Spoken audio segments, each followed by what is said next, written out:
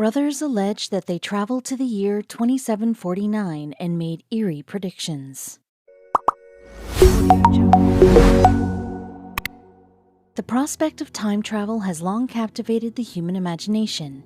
To leap forward and know the future would give invaluable insight, or perhaps a maddening curse.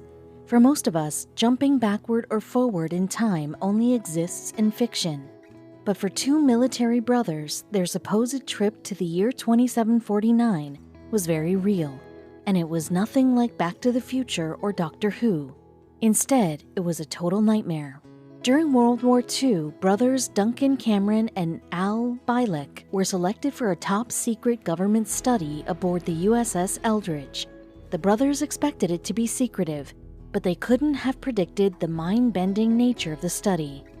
Bielek was silent for years about what he experienced on the USS Eldridge, but at 60 years old he came forward with shocking news.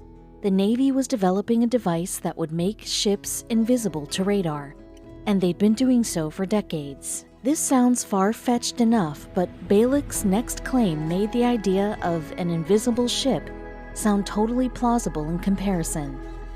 It all started, he said, when he watched the science fiction film The Philadelphia Experiment. The events in the film were strikingly familiar to him. Soon after he watched the movie, Bielek began experiencing strange flashbacks.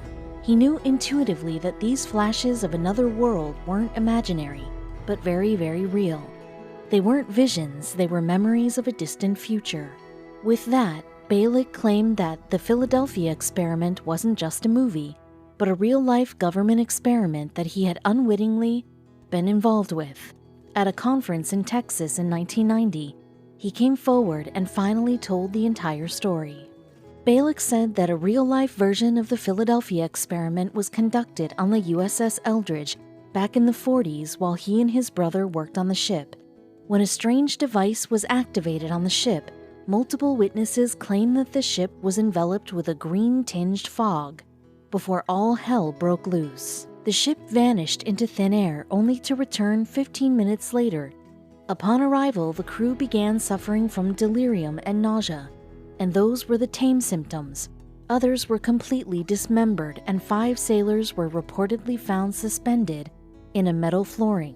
Bielek claimed that he and Cameron tried to escape the ship by jumping overboard, but when they did, they didn't land in the water. Instead, they found themselves floating in what he could only guess was some physical form of time before being catapulted into the future. When the brothers finally awoke, they weren't on the ship or even in the water. Instead, they were in a hospital and covered with radiation burns. When Bielek asked what year it was, the answer left him floored. "We arrived in the year 2137, he said. The state of the world in 2137 was bleak, he discovered. The U.S. was unrecognizable as the West Coast and southern U.S. were submerged underwater. Florida had broken away from the country and sunk altogether. Before Bielek and his brother could even begin to fathom these changes, the unthinkable happened. They were once again transported through time. When he woke up again, Bielek was in another hospital room, but this one was filled with bizarre-looking machines. The advanced surgical material Bielek described allowed doctors to conduct vibrational and light treatment therapies as a way of healing people's wounds. The TV played only news and history programs. By then, Bielek wasn't surprised when he learned the year. It was 2749, he was told, and he had trouble wrapping his brain around the technological advancements of the future. He claimed that the whole planet was controlled by a synthetic computer system and that people communicated telepathically with the help of AI technology. Despite the technological advancements, Bielek stressed that the world of 2749 was no paradise. He learned that wars between Russia and China and the US and Europe had decimated much of the planet and left most of the world under military rule. There were some potential bright sides, according to Bielek.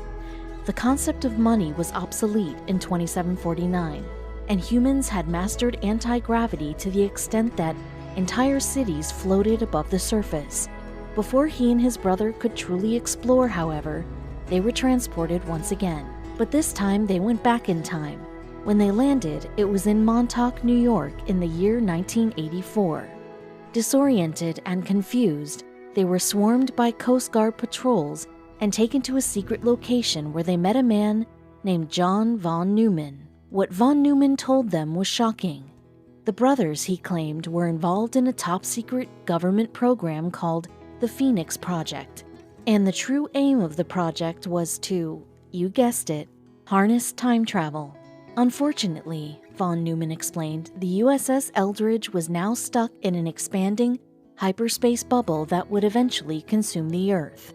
To prevent this from happening, Balick and Cameron needed to board the ship and destroy the device. They accepted the challenge but began feeling nauseous and experienced hallucinations on the ship, just like when they were aboard the Eldridge during the initial invisible ship experiments. When they found the device, they took to it with axes.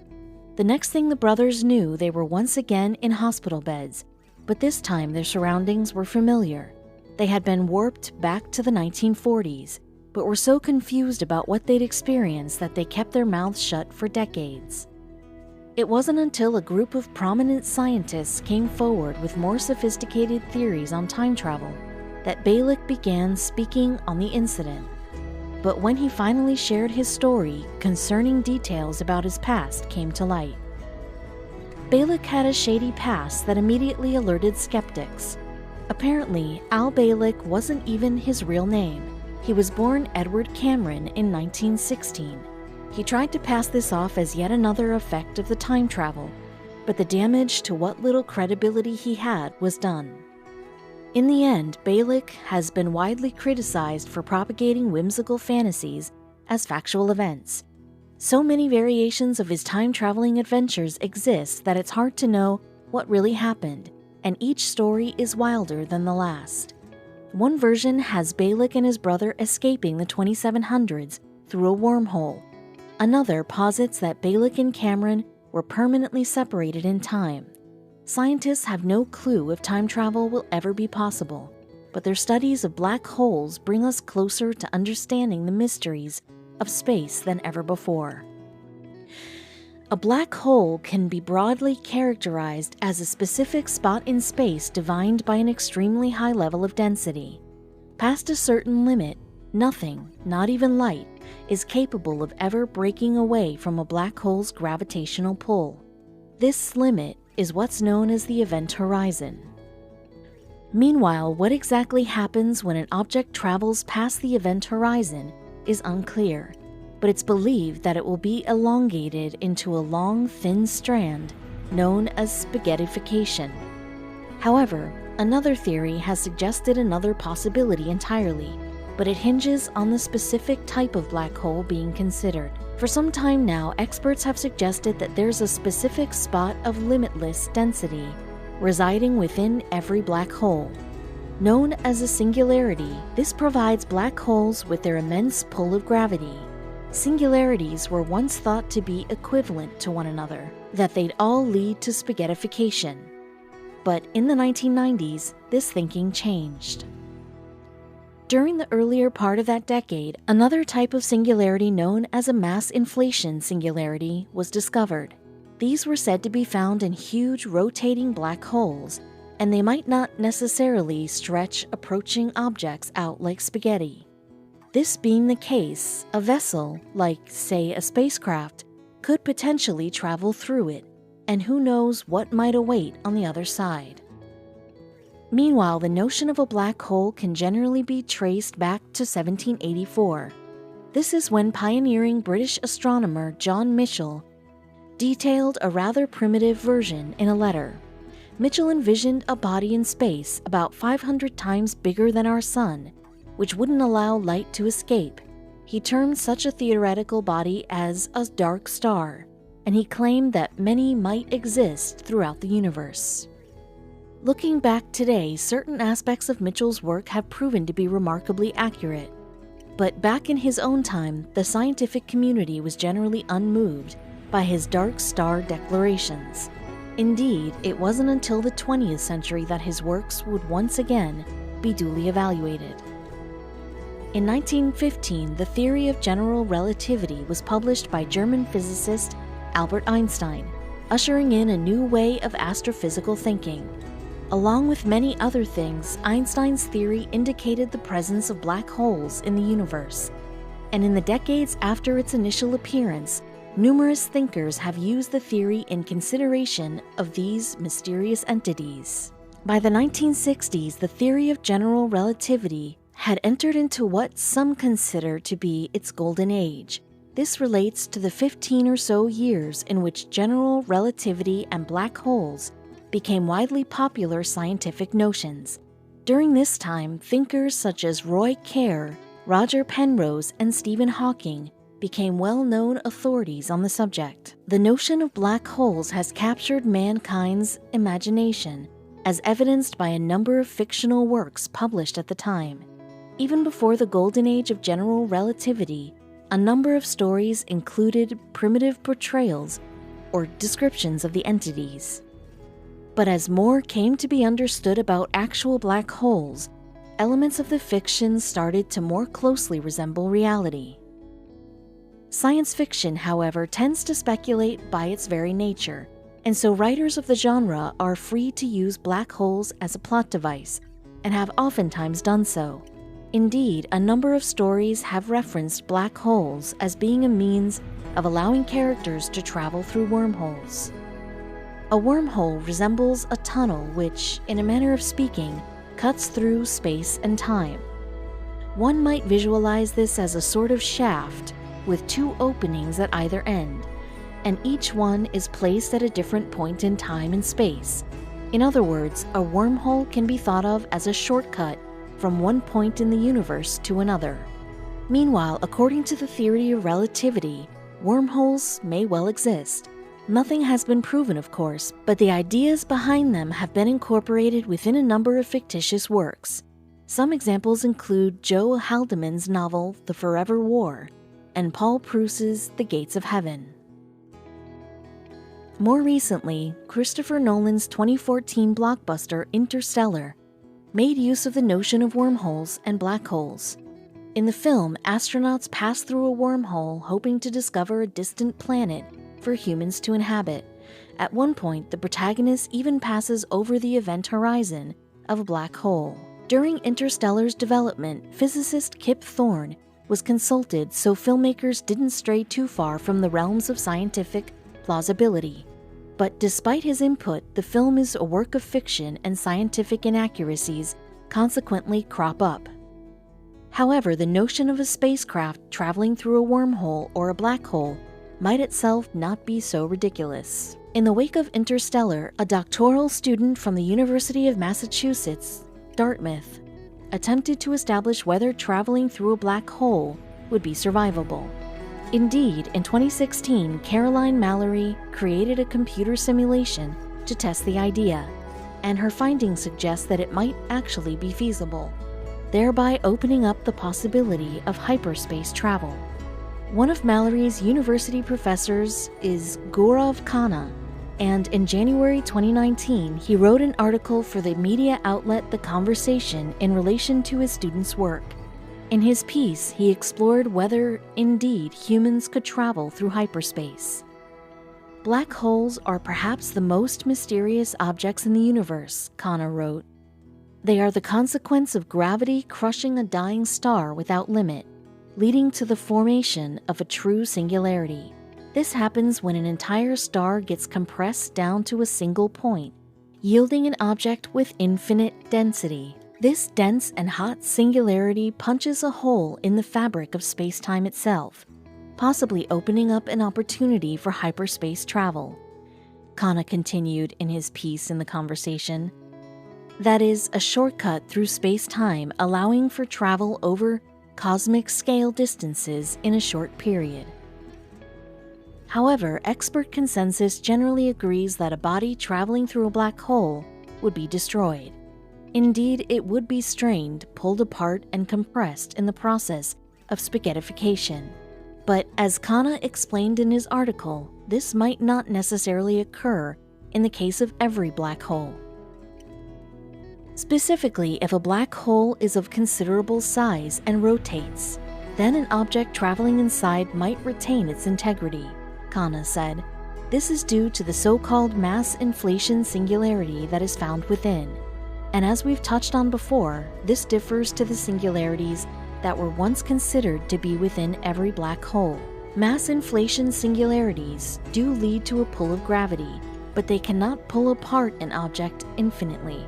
This is in opposition to the nature of the other type of singularity. In other words, an object being pulled inside a rotating black hole of considerable size might not necessarily be destroyed. In his piece for The Conversation, Khanna explained that the mass inflation singularities found within big rotating black holes are comparatively weak. Therefore, bodies that travel inside such black holes could be left undamaged. In case this proves to be a difficult notion to comprehend, he also provided a helpful analogy. To illustrate his point, Khanna described a candle with a scaldingly hot flame burning away. If one were to leave their finger upon this flame, he explained, they would get burned. But if they were to swiftly pass their finger through, they wouldn't. By the same token, if an object passes through a big rotating black hole swiftly, it might escape damage. So is this to say that people aboard a spacecraft traveling inside a big rotating black hole would experience no effects? Well, an associate of Khanna called Lior Burko has his own thoughts, as he detailed to Business Insider in 2019. He claimed you would feel a slight increase in temperature, but it would not be a dramatic increase. However, there are a number of factors that must be noted when envisioning such a scenario. Caroline Mallory's computer simulation suggested that a spacecraft could potentially pass through a rotating black hole and emerge relatively unscathed, but such an outcome would be dependent on specific conditions relating to the black hole and its surroundings. For one thing, the rotating black hole would need to be a considerable size. If it were too small, then the traveling spacecraft would be more intensely pulled apart. But if it were the size of the black hole that features in Interstellar, this pull might not even be noticeable. Another vital consideration is that Mallory's simulations work on the basis of the rotating black hole being secluded. In other words, the computer presumed that it was nowhere near other celestial bodies that might interfere with its nature. But as Khanna noted in his piece for The Conversation, most black holes are surrounded by cosmic materials. So Mallory's simulations were, in some way, divorced from the external factors that surround black holes. But as Khanna has pointed out in his piece, her work can now be consulted and built upon, and such future work can take into consideration more genuine influences in the vicinity of rotating black holes. Computer simulations are undoubtedly an invaluable asset within the study of black holes. After all, the technology required to get close enough for practical experimentation is still far from reach today. But if we imagine that such space travel was presently possible, where would be an appropriate site of analysis? Well, somewhere in the middle of the Milky Way, the galaxy within our solar system, there lies a region which is an astronomical radio source. This area is known as Sagittarius A and has been noted for a number of specific features, including what is believed to be a supermassive black hole. In 1931, a pioneering radio astronomer named Carl Jenksy first noted radio waves emanating from the middle of our galaxy. He discerned that they were headed toward a group of stars collectively known as Sagittarius, and so fittingly, the point of origin of these radio signals was named Sagittarius A. By 1974, new discoveries by Robert Brown and Bruce Balick shone more light on the nature of Sagittarius A. In a 1982 paper published by Brown, an asterisk was added to the term, making it known as Sagittarius A asterisk. The asterisk simply relates to the high level of energy which defined the source of the radio signals. Over time, evidence began to mount that the cluster of objects found in Sagittarius A was indeed a supermassive black hole, which itself became proof of their very existence. As Reinhard Genzel from Germany's Max Planck Institute for Extraterrestrial Physics published in a paper in 2018, the result is a resounding confirmation of the massive black hole paradigm. The Sagittarius A supermassive black hole apparently lies up to 27,000 light-years away from Earth, and according to some estimates, it's said to possess about 4 million times as much mass as the Sun, and given its close proximity to Earth relative to other supermassive black holes, it might well represent the best opportunity for practical investigation of hyperspace travel. Yet 27,000 light-years is quite the distance, and it's frankly unthinkable that present technology is anywhere near to achieving it. In fact, the furthest spacecraft from Earth is currently Voyager 1, which was launched in 1977. Yet at the time of writing, this craft is just over 13.5 billion miles away from Earth. Of course, 13.5 billion miles might well sound like a lot, but just consider that a single light-year is equivalent to around 5.88 trillion miles. So, in spite of the huge leaps that have occurred in space travel over the decades, the 27,000 light-years to Sagittarius A will clearly be unobtainable for some time yet. So all things considered, we can see the importance of Mallory's computer simulations and any like them. But even with multiple new missions to space on the horizon, it's unlikely that we'll be sending a spacecraft out to a black hole anytime soon. And as Kana pointed out, predictive thinking will be necessary in the absence of practical analysis. Mallory's approach of using a computer simulation to examine the effects of a black hole on an object is very common in the field of black hole physics, Kana wrote in the conversation. Needless to say, we do not have the capability of performing real experiments in or near black holes yet, so scientists resort to theory and simulations to develop an understanding by making predictions and new discoveries. For now, the investigations into black holes are subject to speculation.